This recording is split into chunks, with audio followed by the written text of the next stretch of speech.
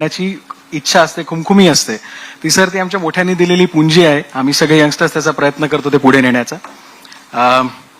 अब हम स्वागत करेंगे ऐसे व्यक्तिमत्व का जो दृढ़ता, निष्ठा और दूरदृष्टि के प्रतीक है, जिनके नेतृत्व में भारत की रक्षा नीति ने अभूतपूर्व गति और गौरव प्राप्त किया है. एक ऐसा व्यक्तित्व जिन्होंने आत्मनिर्भर भारत की रक्षा शक्ति को सशक्त और आधुनिक स्वरूप दिया है.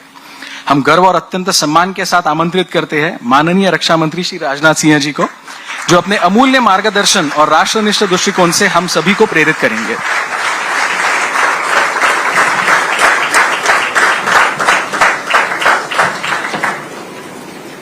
राजस्थान के राज्यपाल श्रीमान हरिभाऊ बागड़े जी और महाराष्ट्र के डायनेमिक चीफ मिनिस्टर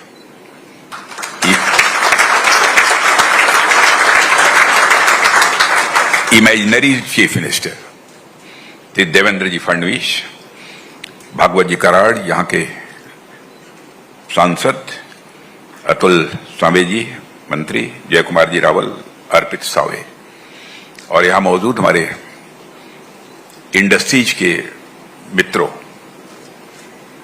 मुझे यह जानकारी नहीं थी कि यहां प्रेजेंटेशन होगा और यह सब सारी चीजें होगी. मैं समझता था कि कुछ इंडस्ट्रियलिस्ट जो यहां काम करते हैं वो मिलेंगे और डिफेंस से रिलेटेड कोई प्रॉब्लम होगी वो हमारे सामने रखना चाहते हैं और शायद उसका मुझे कुछ समाधान करना है. लेकिन आप लोगों ने हमारे हाथ में एक नया काम सौंपने की कोशिश की है.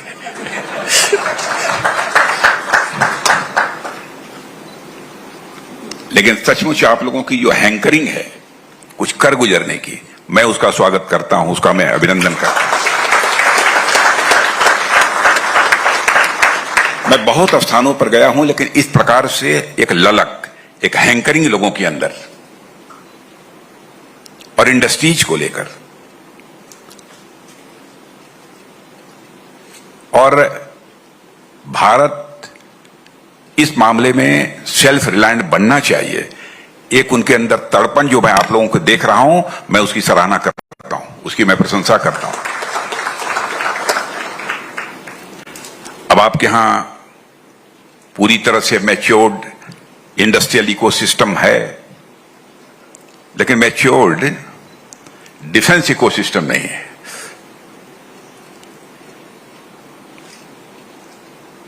अब मैं यही बैठे बैठे मैं सोच रहा था मैं क्या करूं. आप लोगों ने कोई ऐसा प्रपोजल मेरे सामने नहीं रखा है स्पेसिफिक जिसके बारे में मैं कुछ बोल सकूं. लेकिन हां, यह मैं आपसे कहना चाहूंगा कि भारत को डिफेंस प्रोडक्शन के मामले में भी सेल्फ रिलायंट बनाने के लिए हम लोग पूरी तरह से कमिटेड हैं. आप लोगों को इस बात की जानकारी होगी कि 2014 में जब हमारी गवर्नमेंट आई थी उस समय एक्सपोर्ट जो भारत से होता था दुनिया के दूसरे देशों में वो अप्रॉक्सीमेटली 600 करोड़ का होता था. आज हम वो अप्रॉक्सीमेटली 24,000 करोड़ तक ले गए हैं थोड़े ही समय में. हमारा टारगेट है कि 2029-2030 तक हम इसको 50,000 करोड़ तक ले जाएंगे. और मैं कहना चाहता हूं हमारा टारगेट ही नहीं है बल्कि हम इस टारगेट को अचीव करेंगे. ये हमारा फर्म कन्विक्शन है. और सेल्फ रिलायंट भारत को बनाने के लिए डिफेंस के मामले में कई मेजर स्टेप्स हम लोगों ने लिए हैं.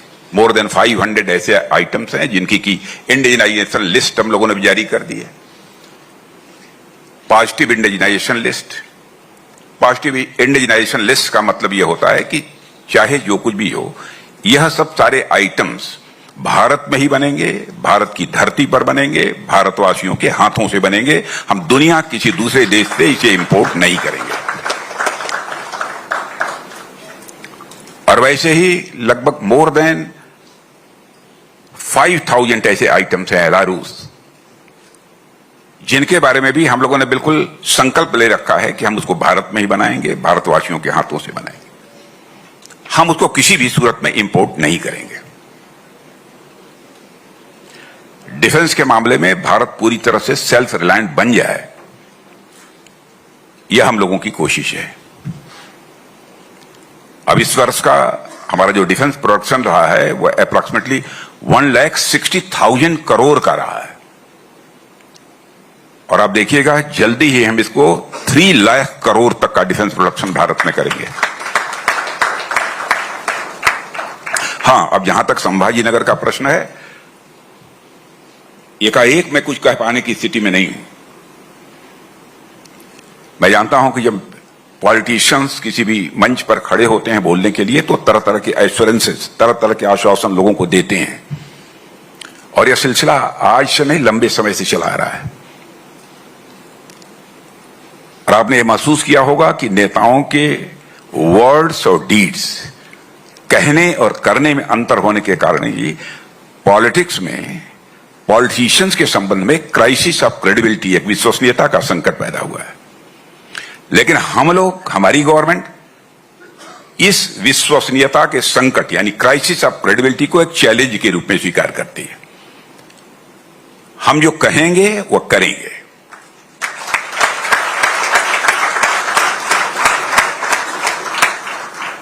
यहां पर हर प्रकार का पोटेंशियल हमको दिख रहा है, इसमें कहीं दो राय नहीं। इतना ही मैं केवल आश्वासन इस समय दे सकता हूं, आप क्या करना चाहते हैं, कैसे करना चाहते हैं, इसके बारे में आपका डेलीगेशन दिल्ली आए, हम अपने जितने भी ऑफिशियल्स हैं उनको आपके साथ बैठाएंगे, और आइए तो कुछ कॉन्क्रीट प्रपोजल लेकर आइए। अब हम देखेंगे उसमें कि क्या कर सकते हैं, कितना कर सकते हैं। इस समय तो मैं इतना ही कह पाने की स्थिति में हूं, क्योंकि इससे ज्यादा मेरे द्वारा कुछ कहे जाने का कोई औचित्य नहीं है। पहले तो मैं समझा कि यहां पर कुछ डिफेंस से रिलेटेड इंडस्ट्रीज होंगी, लोगों की क्या प्रॉब्लम्स हैं, क्या चैलेंजेज हैं, उसके बारे में लोग बतलाएंगे, और मैं 2-4 बातें जो मैं जानता हूं अथवा जो मैं कर सकता हूं वह मैं लोगों के सामने रखूंगा। लेकिन पूरा का पूरा आपने एक नया चैप्टर ही हमारे सामने खोल दिया है, इसलिए मैं इतना ही कहूंगा। और देवेंद्र जी, आपके जो चीफ मिनिस्टर का जहां तक सवाल है, मैं आज से नहीं वर्षों से जानता हूं, और जब यहां पर जनरल सेक्रेटरी के रूप में काम कर रहे थे तब से मैं जानता हूं, और इनको भी शायद मालूम होगा, किसी ने जरूर बतलाया होगा कि पहली बार जब मैं नागपुर आया था तो ये मुझे रिसीव करने के लिए एयरपोर्ट आए हुए थे। उस समय ये नागपुर के शायद जनरल सेक्रेटरी थे, नागपुर के जनरल सेक्रेटरी। तो जो सज्जन हमें लेकर गाड़ी में चले थे उनसे मैंने कहा था, किस नौजवान के अंदर हमको पोटेंशियल दिखता है।